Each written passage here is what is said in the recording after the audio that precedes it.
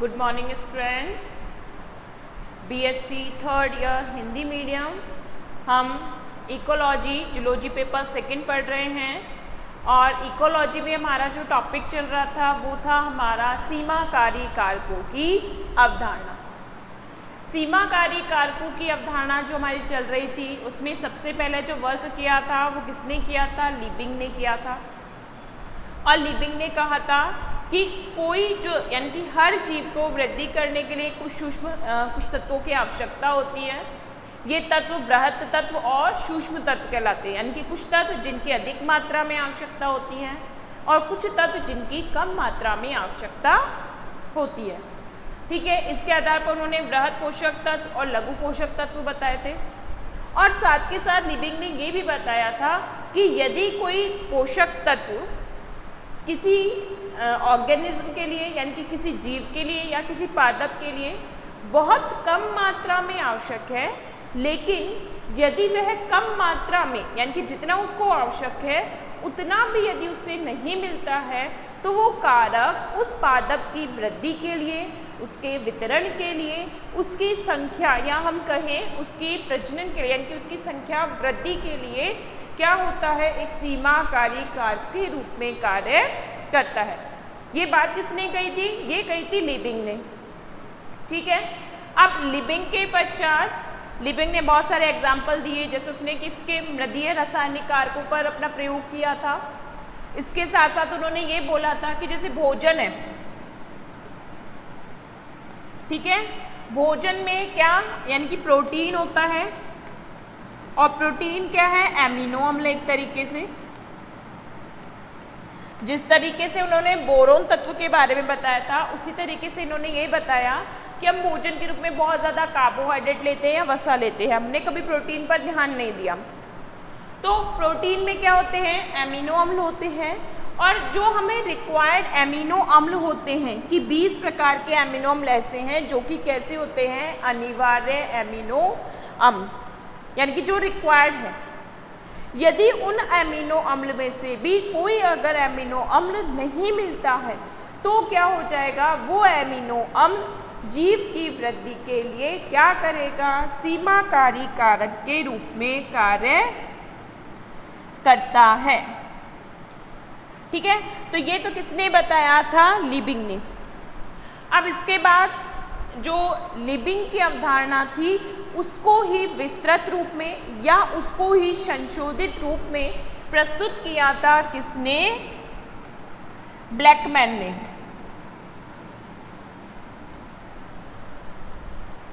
और वो जो अवधारणा है लिबिंग ब्लैकमैन की अवधारणा कहलाती है। इन्होंने अवधारणा के रूप में जो उदाहरण लिया था वो लिया था पादपों में प्रकाश संश्लेषण की क्रिया। क्या लिया था? पादपों में प्रकाश संश्लेषण की क्रिया। ये हम पिछली वीडियो में बात कर चुके हैं, इसके लिए थोड़ा सा रिवाइज कर रहे हैं। और इन्होंने ये बोला था कि प्रकाश संश्लेषण के लिए क्या चाहिए? CO2 आवश्यक है, जल आवश्यक है, सूर्य का प्रकाश आवश्यक है,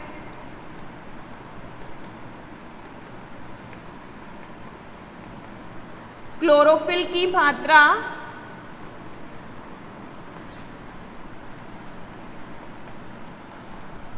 यानी कि ये प्रमुख तत्व होते हैं जो कि क्या होते हैं? प्रकाश संश्लेषण की क्रिया के लिए आवश्यक है।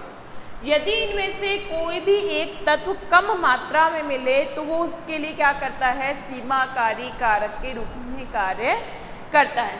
और इसका उन्होंने एग्जाम्पल भी दिया कि अगर हम क्या करें, किसी पादप को हम ग्रो करवाना चाहते हैं और उसको हमने क्या किया? उसको प्रकाश की आवश्यकता है कि कम से कम कुछ मात्रा में उसको प्रकाश मिलना चाहिए जब वो वृद्धि करे। और आपने उस पादप को कहाँ रखा? सूर्य के प्रकाश में ना रखकर एक तरीके से कमरे की हीट में रखा कि आप लाइट का प्रकाश उसको दे रहे हो लेकिन उसको रिक्वायर्ड क्या है? सूर्य का प्रकाश। तो उस अवस्था में भी वो सूर्य का प्रकाश उस पादप वृद्धि के लिए सीमाकारी कारक के रूप में कार्य करता है। ये किसने बताया था? ब्लैकमैन ने बताया था। और संयुक्त रूप से अवधारणा लिबिंग ब्लैकमैन की अवधारणा कहलाती है। उसके बाद हमने पढ़ा था शेफर्ड का सहनशीलता का नियम। लॉ ऑफ टॉलरेंस जो किसने दिया था? शेफर्ड ने। ठीक है, शेफर्ड ने किसका? सहनशीलता का नियम दिया। यानी कि इन्होंने भी सीमाकारी कारकों के बारे में बात कहा, लेकिन उन्होंने जो कारक बताए वो किसके संदर्भ में बताए? सहनशीलता के संदर्भ में। इनने जो कारकों की बात करी थी वो किसके रूप में थी? सहनशीलता, टॉलरेंस।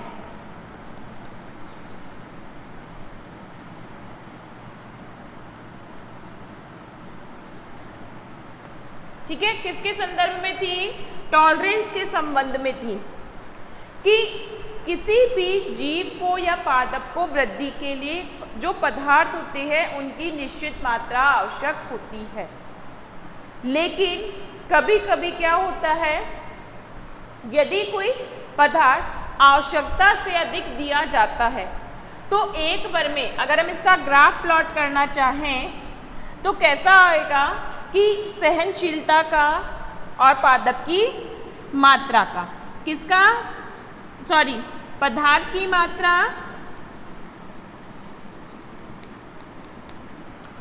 और सहनशीलता, टॉलरेंस का। तो यदि किसी पदार्थ की मात्रा धीरे धीरे करके बढ़ा रहे हैं, पहले हम कितना दें तो उसको ये टॉलरेट करता है, और यदि हम क्या करते हैं पदार्थ की मात्रा बढ़ाते हैं तो सहनशीलता एक बार तो बढ़ती है और उसके बाद क्या हो जाती है? स्थिर हो जाती है। उसके बाद आप पदार्थ की मात्रा कितनी ही बढ़ा लो, क्या होगा? जो वृद्धि है वो क्या हो जाती है? स्थिर हो जाती है। यानी कि हर जीव को जो पदार्थ होता है उसकी एक निश्चित मात्रा की आवश्यकता होती है। अगर हम क्या करते हैं उस पदार्थ की मात्रा यानी कि जितनी उसे आवश्यक है उससे यदि आप अधिक भी देते हैं तो एक बार तो उसकी वृद्धि क्या होती है? प्रभावित होती है, लेकिन उसके पश्चात आप कितनी ही मात्रा बढ़ा लो वो क्या रहेगी? वो अप्रभावित रहती है। वो पादप या जीव उसको सहन शक्ति उसकी सीमित होती है। तो इसे क्या कहा गया था? शेफर्ड का सहनशीलता का नियम। और आज हम जो पढ़ेंगे वो पढ़ते हैं सीमाकारी कारकों की संयुक्त अवधारणा। यानी कि ये जो अलग अलग ब्लैकमैन ने, लिबिंग ने और शेफर्ड ने जो नियम दिया था उसकी संयुक्त अवधारणा ही क्या कहलाती है? सीमाकारी कारकों की संयुक्त अवधारणा या आधुनिक अवधारणा कहलाती है। तो हेडिंग डालेंगे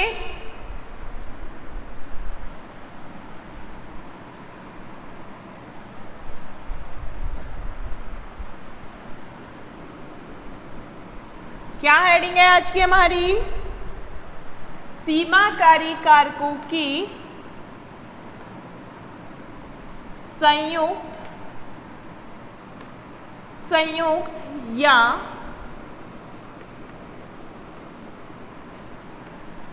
आधुनिक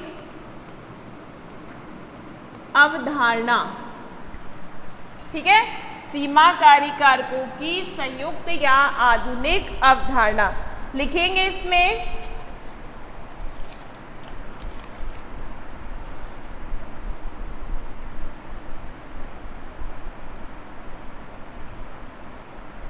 लिखो, इस अवधारणा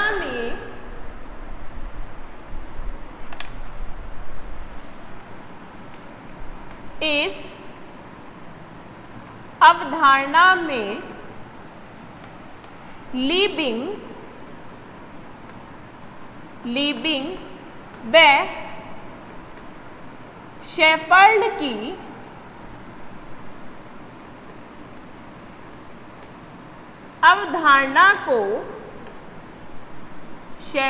की अवधारणा को संयुक्त रूप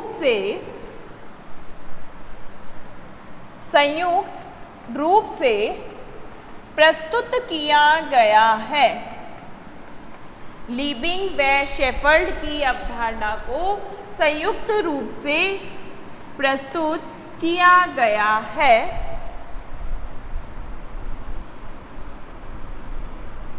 अर्थात यह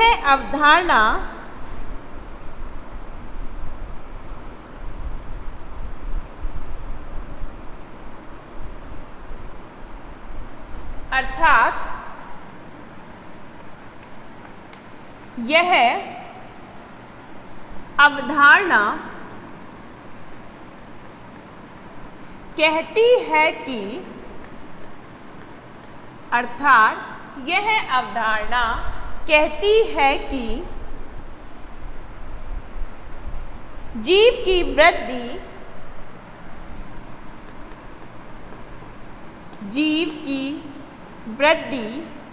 उन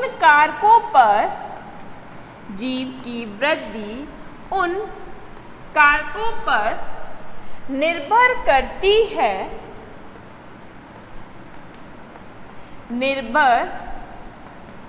है। यह अवधारणा जो कि क्रांतिक बिंदु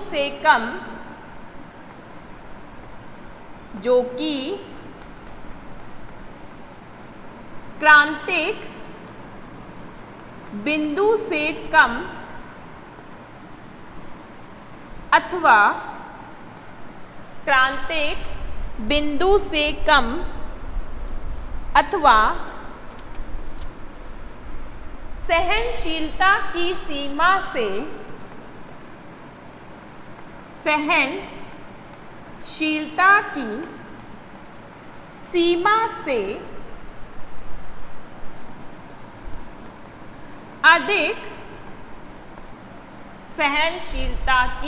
सीमा से अधिक उपलब्ध हो।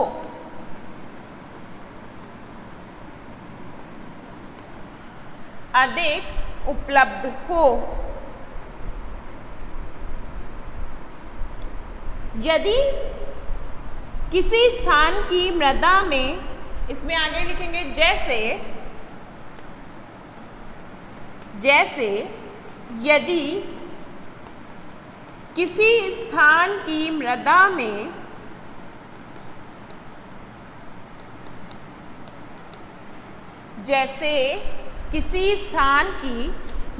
में एक तत्व आवश्यकता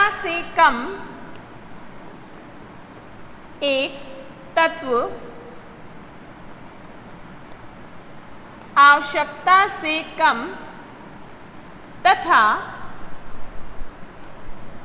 तथा दूसरा तत्व सहनशीलता की सीमा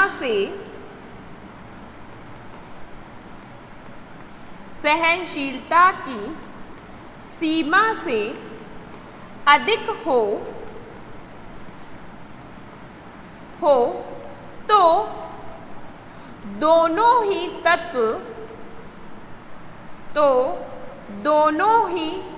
तत्व उस मृदा के लिए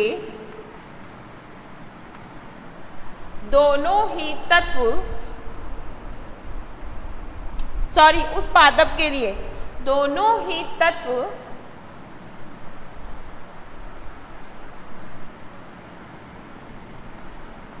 उस पादप के लिए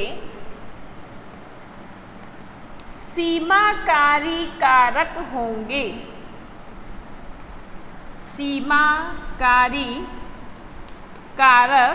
होंगे। ठीक है। यदि आवश्यकता से कम मात्रा में भी है या आवश्यकता से अधिक मात्रा में है, दोनों ही क्या करते हैं, यानी कि सहनशीलता से अधिक मात्रा में है और जो कम मात्रा में, दोनों ही उसके लिए सीमाकारी कारक के रूप में कार्य करते हैं। नोट डाउन करो इसको फटाफट।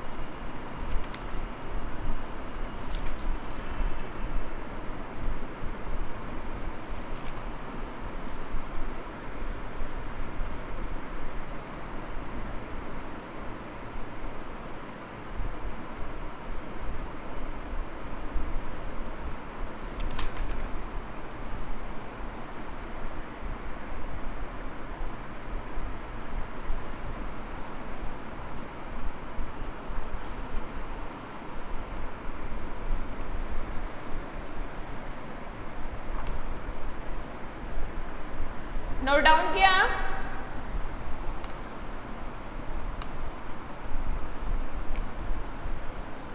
नेक्स्ट लिखो ओडम का मत। ठीक है, ये शेफल्ड का और लिबिंग की संयुक्त अवधारणा थी, या हम इसको कह सकते हैं सीमाकारी कारकों की आधुनिक अवधारणा। अब इसी के संदर्भ में आगे जो बात कही वो किसने कही है? ओडम ने।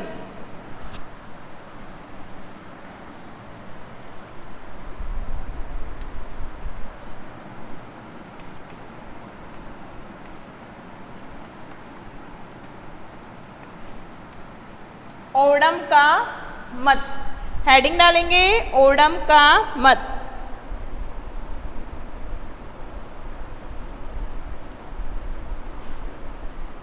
लिखो यूजीन पी ओडम ने यूजीन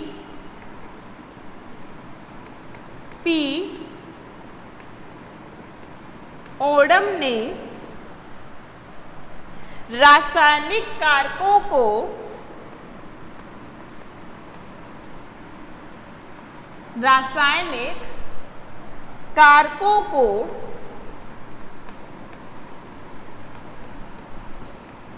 सीमाकारी कारक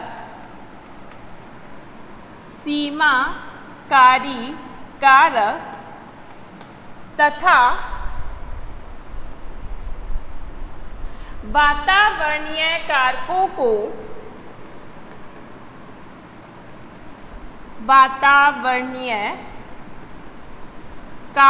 को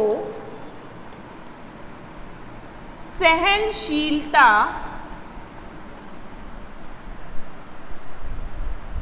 की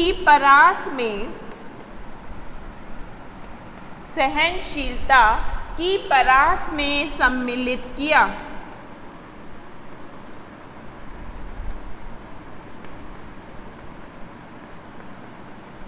यानी कि इन्होंने क्या बोला कि जो रासायनिक कारक होते हैं, कि अगर हम किसी तत्व की बात कर रहे हैं, अगर हम कहते हैं कि कार्बन की मात्रा कम है, हाइड्रोजन की मात्रा कम है, या हम कह रहे हैं सोडियम की मात्रा कम है, मैग्नीज की मात्रा कम है, बोरोन की मात्रा कम है, या किसी हम कह रहे हैं कि कार्बोहाइड्रेट की मात्रा कम है और वो उसके लिए सीमाकारी कारक है, तो ओडम ने क्या किया, जो रासायनिक कारक होते हैं उनको तो किसमें कहा? सीमाकारी कारकों में।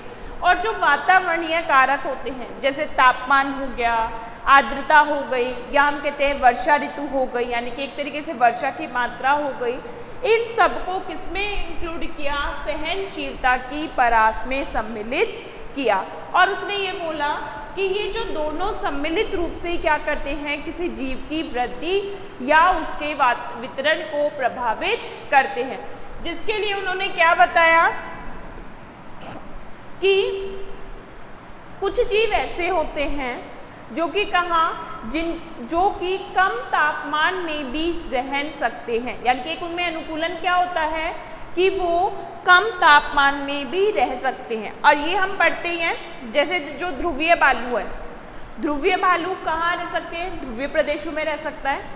उसको क्या होता है कि उसको कम तापमान में रहने के लिए हैबिट है उसकी। वो कैसे रह सकता है कि उसकी बॉडी के ऊपर क्या होते हैं? बहुत ज़्यादा बाल पाए जाते हैं।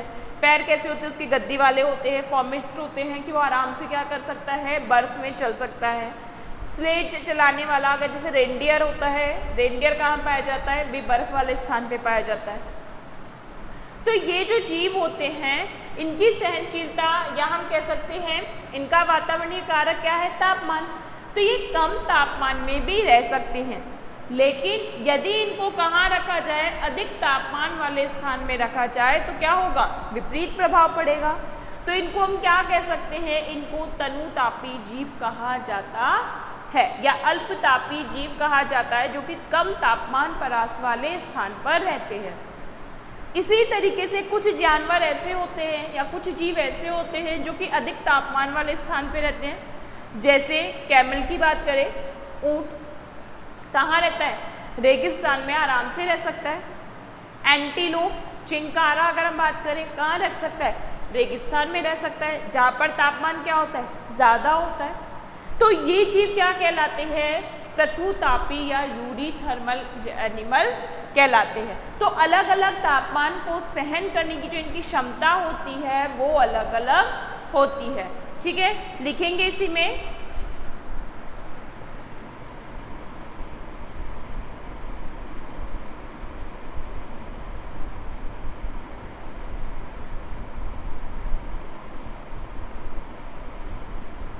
लिखो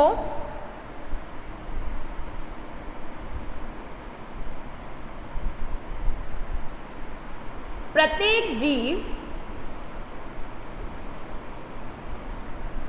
इसी में लिखेंगे जैसे प्रत्येक जीव प्रत्येक कारक के लिए, प्रत्येक जीव प्रत्येक कारक के लिए सहनशीलता की परास, सहनशीलता की परास प्रदर्शित करता है, सहनशीलता की परास प्रदर्शित करता है। जैसे जैसे कोई जाति,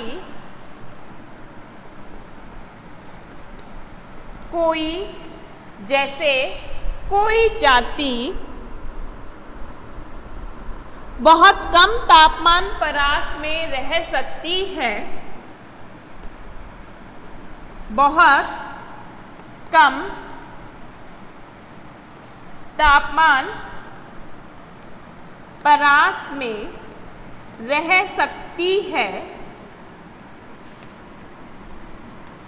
तथा कोई जाति बहुत कम तापमान परास में रह सकती है तथा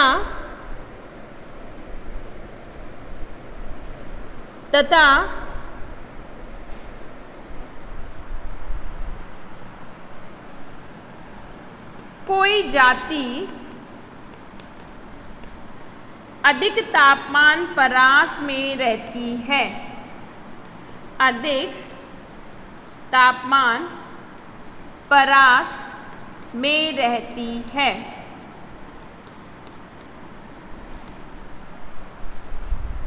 कम तापमान परास वाले जीव कम तापमान परास वाले जीव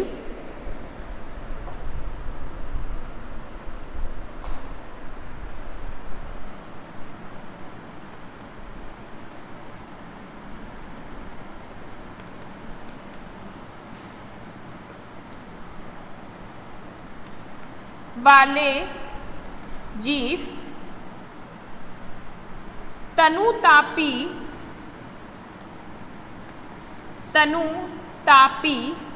तथा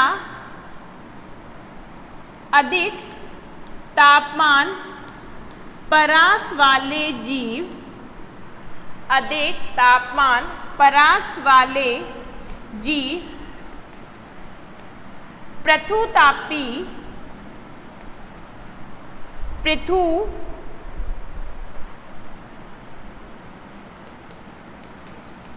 जीव कहलाते हैं, जीव कहलाते हैं, पृथुतापी जीव कहलाते हैं।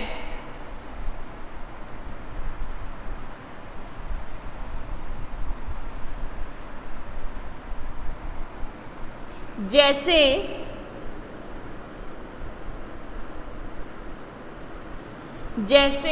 वुड फ्रॉग,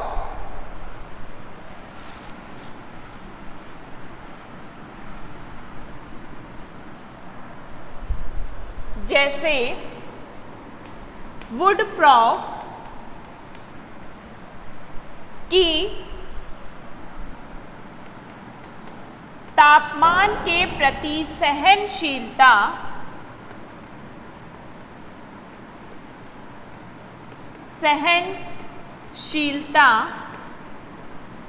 5 डिग्री सेंटीग्रेड से 5 डिग्री सेंटीग्रेड से 24 डिग्री सेंटीग्रेड तक होती है। यानी कि ये कम से कम 5 डिग्री सेंटीग्रेड और अधिकतम 24 डिग्री सेंटीग्रेड के तापमान तक रह सकता है।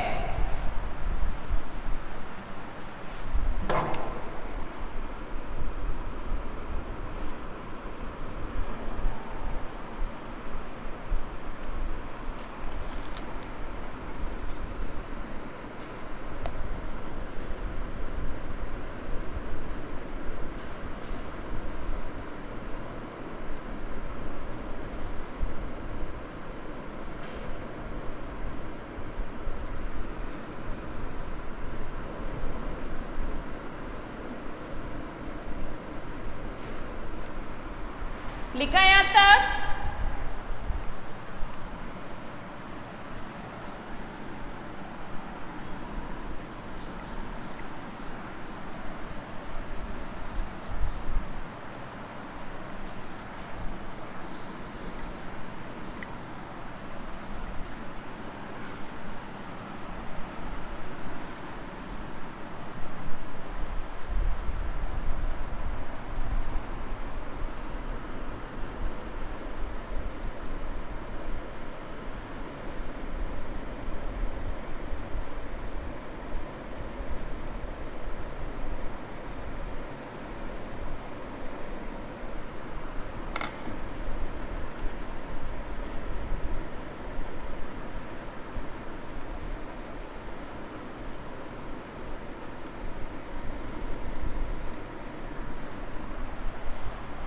ठीक है, अब आपने यहां तक लिखा।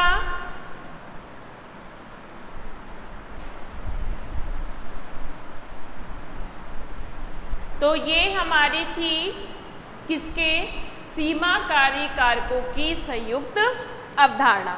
ठीक है, यानी कि लिमिटिंग फैक्टर्स के बारे में था। अब जैसे हमने किसका पढ़ा? ओडम का पढ़ा। तो ओडम क्या बताता है कि हर जीव जो होता है उसके लिए जो सहनशीलता होती है या जो कारक होते हैं वो क्या करते हैं, वो एक निश्चित मात्रा तक प्रभावित करते हैं। और इसके आधार पर ही उन्होंने जीवों के लिए कहा कि कुछ पृथुतापी होते हैं यानी कि तनुतापी, कम तापमान में रहने वाले, और कुछ जीव कैसे होते हैं जो अधिक तापमान में रहते हैं। साथ के साथ उन्होंने इसी तरीके से बताया कुछ अल्प लवणीय जीव होते हैं और कुछ अति लवणीय जीव होते हैं, यानी कि वो भी कैसे होते हैं? तनु लवणीय और पृथु लवणीय। तनु लवणीय में क्या होगा? साथ के साथ इन्होंने किसकी बताया? एक तो कैसे होंगे? तनु लवणीय जीव होंगे, और सेकंड कैसे होंगे? पृथु लवणीय जीव। जो तनु लवणीय जीव होंगे इनको तो क्या चाहिए होगी कि जल में कम लवण हो, लवण की मात्रा कैसी हो? कम लवण हो। तो यानी कि एक तरीके से किस में रह सकते हैं? स्वच्छ जल में, नदियों के जल में। भाई जो नदियाँ जो होती हैं उनमें क्या होती है? लवण की मात्रा कम होती है, इसलिए वहाँ का पानी कैसा होता है? मीठा होता है। तो कुछ जीव कैसे रहते हैं जो कि तनु लवणीय जीव वातावरण में रहते हैं, यानी कि जहाँ जल में लवण की मात्रा कम हो। कुछ जीव कैसे होते हैं जो पृथु लवणीय होते हैं, यानी कि इनमें क्या होगी? जहाँ जल में लवणों की मात्रा ज्यादा हो, यानी कि एक तरीके से क्या हो? समुद्र जलीय। ठीक है, तो यानी कि पृथु लवणीय जीव वो होते हैं जिन्हें क्या करना होते हैं? जिनको जीवन यापन करने के लिए, यानी कि इनमें अनुकूलन किसके लिए है? लवण के प्रति है। तो इनको लवण अधिक मात्रा में लवण की आवश्यकता होती है। तो लवण अधिक कहाँ होता है? खारा पानी कहाँ होता है? समुद्र का। तो ये किस आवास में रहते हैं? समुद्र जलीय आवास में रहते हैं। तो इस तरीके से जीवों को अलग अलग जो कारक होते हैं वो अलग अलग रूप से प्रभावित करते हैं। आर्द्रता भी इसी तरीके से प्रभावित करती है कि कुछ जीवों को कम आर्द्र जीवन यानी कि कम आर्द्रता वाला मौसम सुहाता है, कोई अधिक आर्द्रता वाले स्थान पर रहते हैं। ये जो मात्रा होती है ये पादप और जीव यानी कि एनिमल्स को भी और पादपों को भी समान रूप से प्रभावित करती है। यानी कि ऐसा नहीं है कि एनिमल्स पे प्रभाव होगा, सेम उसी तरीके से ही होते हैं कि कुछ पादप कैसे होते हैं? लवणोद्भिद होते हैं, लवणीय जल में उगते हैं। कुछ कैसे होते हैं, मरुद्भिद होते हैं। कहाँ उगते हैं, रेगिस्तान में उगते हैं, तो आवास हो गया। तो इसी तरीके से अलग अलग कारक क्या करता है, अलग अलग रूप से जीवों की वृद्धि को प्रभावित करता है। और ये जो कारक होते हैं सम्मिलित रूप से क्या कहलाते हैं, सीमाकारी कारक कहलाते हैं। ठीक है, तो यहाँ आपका ये चैप्टर कंप्लीट होता है। नेक्स्ट क्लास में हम पढ़ेंगे पारिस्थितिक यानी कि हमारा इकोसिस्टम, बहुत इंपॉर्टेंट चैप्टर है ये हमारा। और इकोसिस्टम के बारे में आप जनरली आपने पढ़ा हुआ भी है। ठीक है, इसमें खाद्य जाल होता है, खाद्य श्रृंखला होती है, ऊर्जा के पिरामिड्स बनते हैं, फिर उपभोक्ता होते हैं और उत्पादक होते हैं। अब इसमें हम थोड़ा सा समझने वाला जो होता है वो आता है हमारा इकोसिस्टम, कि हम किसी क्षेत्र विशेष के इकोसिस्टम को किस तरीके से विभाजित कर सकते हैं, कि किन किन संरचनाओं से मिलकर इकोसिस्टम बनेगा और वो इकोसिस्टम कहाँ कहाँ होता है। बहुत इंपॉर्टेंट चैप्टर है ये इस यूनिट का, जो हम हमारी नेक्स्ट क्लास में स्टार्ट करेंगे। Thank you student.